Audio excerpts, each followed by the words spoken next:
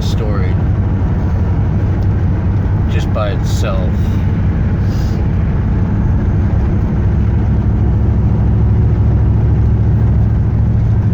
Or indeed, every story that's ever been told is a composite of many different stories.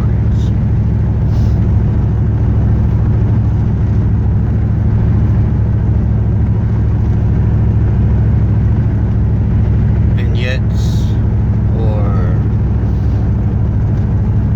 tableaus linked together by passages of time.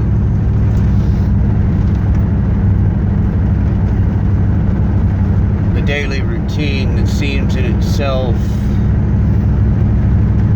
perhaps inconsequential,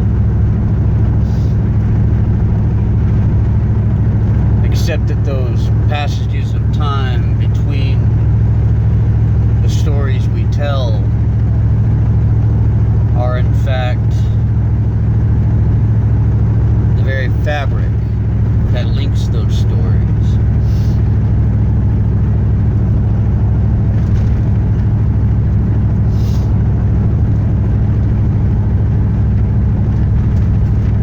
The stories themselves are the tapestry woven into the fabric.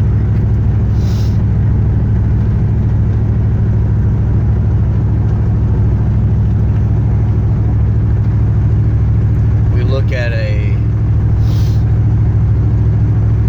mosaic and we see all the pieces that fill in filtered color and light.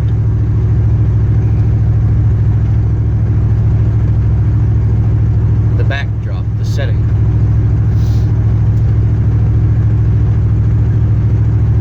As fully alive and full of detail as the story itself being told in the image, in the picture.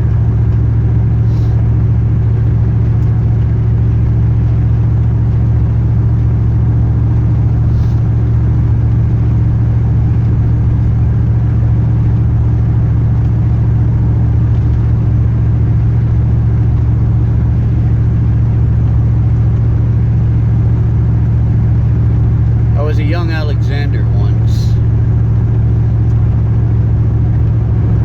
many years ago. But before I was a young Alexander, I was only a child.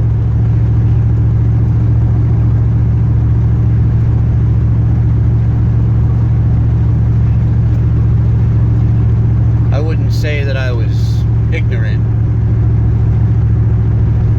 because how could I know what I didn't know? But I was certainly naive. Though my naivety in no way diminished my energy, my curiosity, my desire to live and to grow.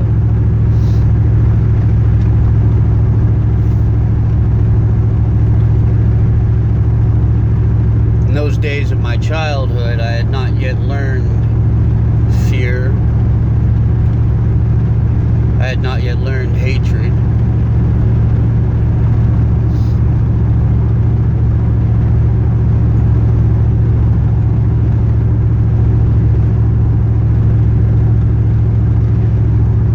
I learned to recognize the penalty for disobedience or for lying.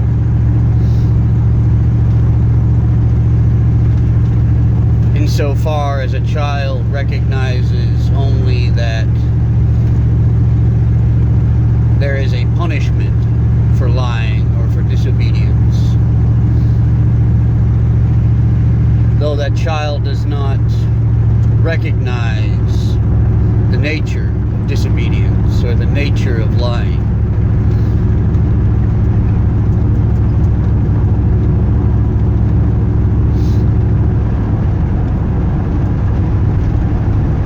A child may be cruel or selfish by streaks, and yet more loving and warm and kind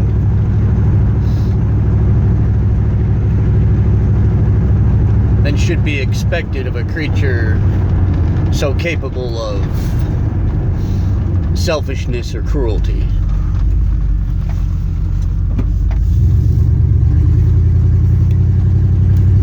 Now that young boy, those many years ago, even then desired to explore, to run off the beaten path, to choose his own way.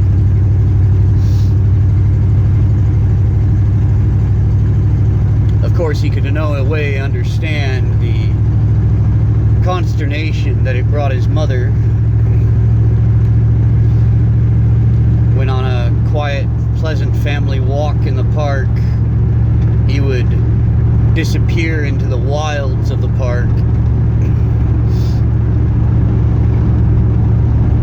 and sneak along on his own adventure,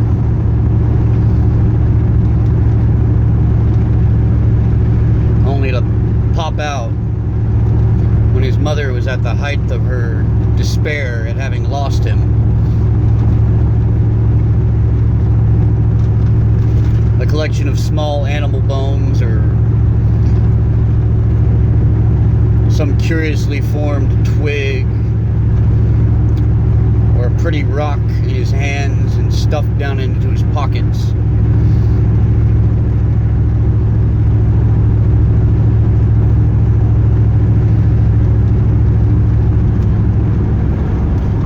No, that small boy did not like the punishment that came for him running away.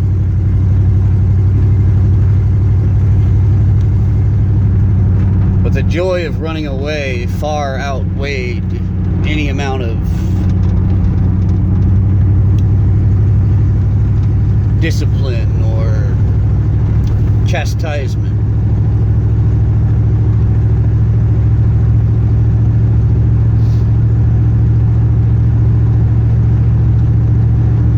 And so, as often as was possible, he was wont to go off on his own adventures.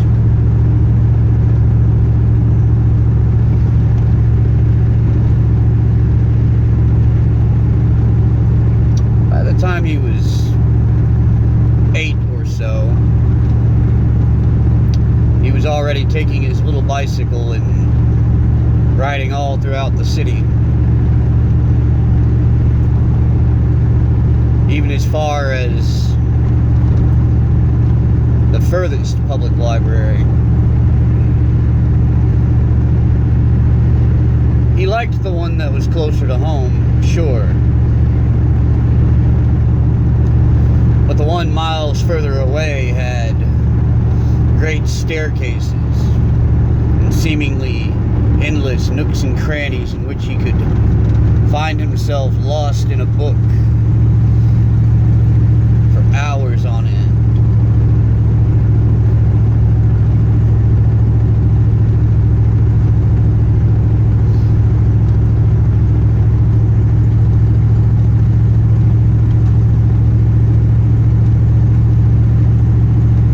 Clever boy, it was difficult for him to grasp the understanding of reading, of letters, of words. And when his parents had all but given up hope,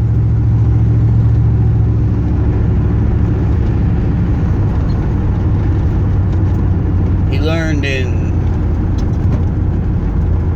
unique and self-discovered ways to decipher those squiggly lines arranged so neatly across sheets of paper. And once he grasped it for himself, it seemed that there was no stopping him. For in those days, that small boy would quite literally devour the words of any book he could get his hands on.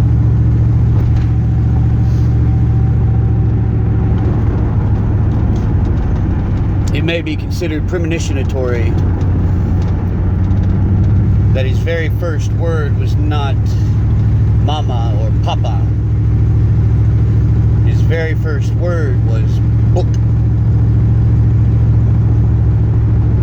as he toddled around the house, he would squeak it out while holding a book full of unintelligible squiggles, crying out, "Book, book, book, book," until his mother would sit down with him and read to him Mike Mulligan and his steam shovel for the 100th time.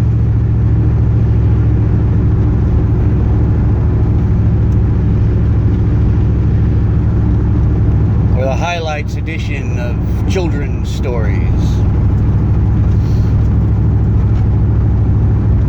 Or the hungry little caterpillar. Or the Emperor's New Clothes.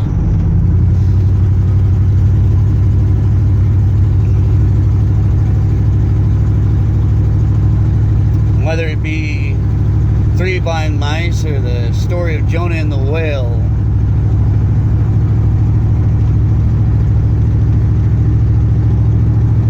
he loved those stories full of unintelligible words. For even though he could not comprehend the words, he could comprehend the stories.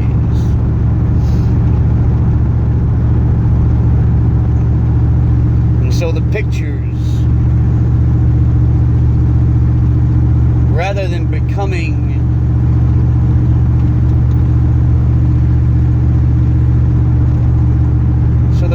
rather than just simply being colorful squiggles on a page,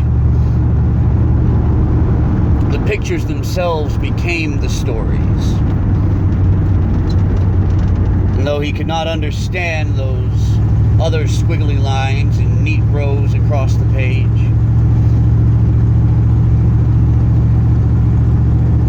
he would create for himself stories of those pictures.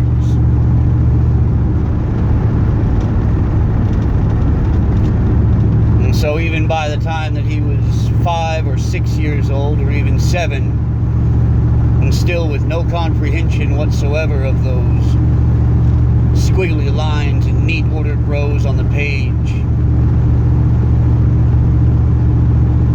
he had already created for himself stories in the pictures he saw.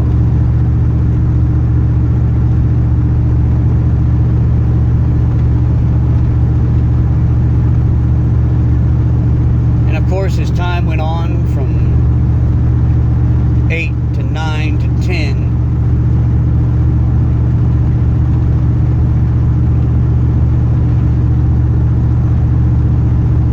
pictures in the books he chose were fewer and fewer.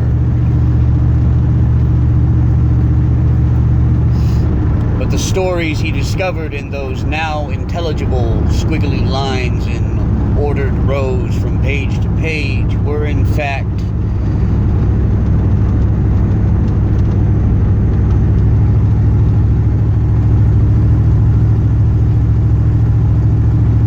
far more prolific source of creating pictures within his own mind.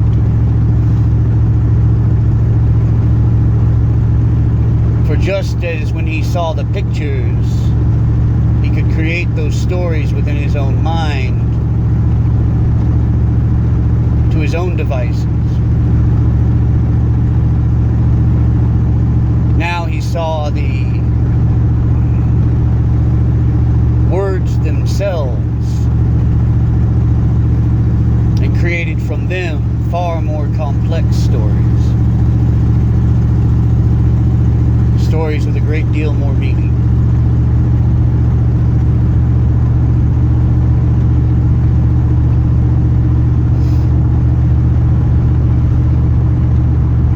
And so he went from spending hours poring over pictures to hours devouring the words of the books that he wrote, that he read.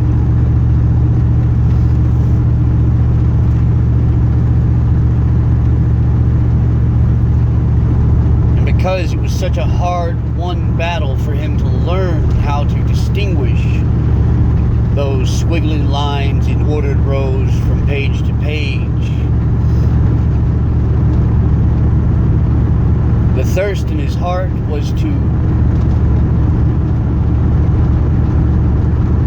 suppose you could say without even knowing it, his desire was to make up for lost time. No book was too great a challenge.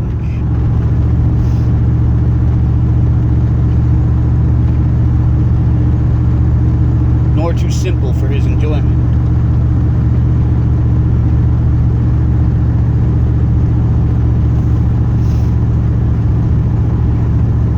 The Iliad went right alongside the Rover Boys.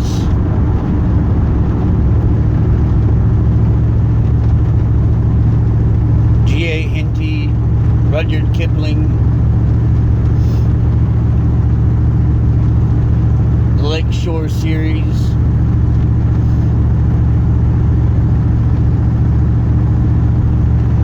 all 56 of the Hardy Boy mysteries.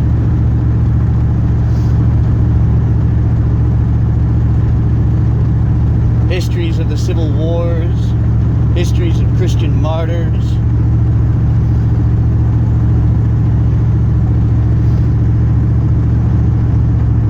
stories of days gone by, stories of days that only ever occurred within the mind of some brilliant creative author.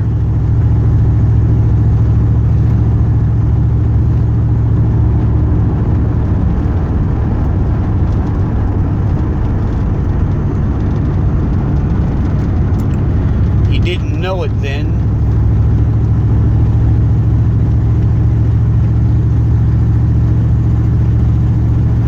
Little did he know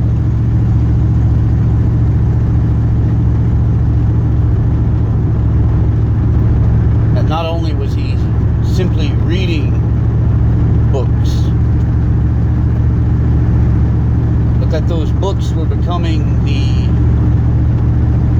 building blocks of a foundation that he would carry through with him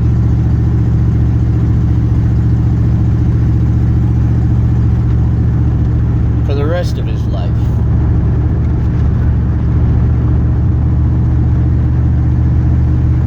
He could not have known that those building blocks, constructed from squiggly lines on a page,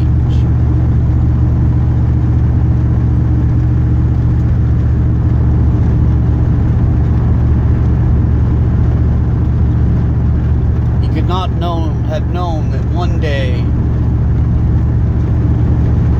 those would become a form of salvation for him.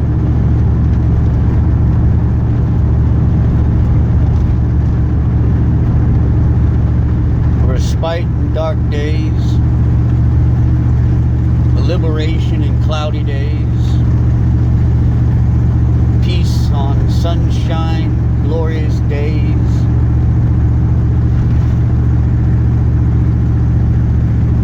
Comforting friend when it rained,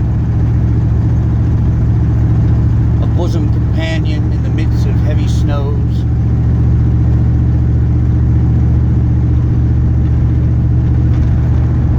little did he know that anytime he watched a television show or a movie, that he wouldn't simply be watching, but that he would be creating within himself a story.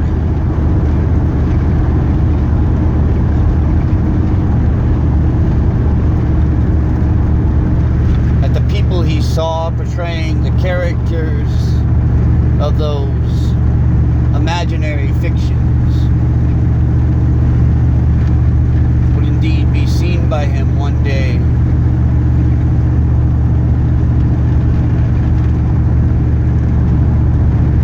as their own form of squiggly lines in neatly ordered rows on a page.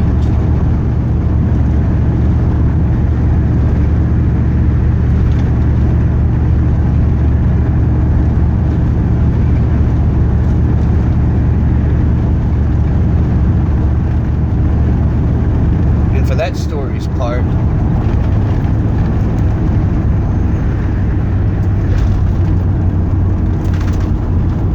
That is no more than one picture in a tapestry that would grow as vast and complex as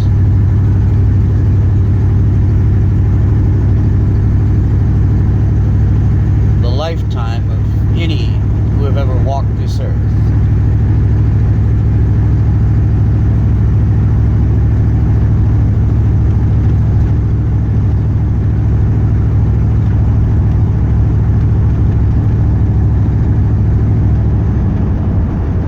There, if anywhere, is a good enough place to begin a story.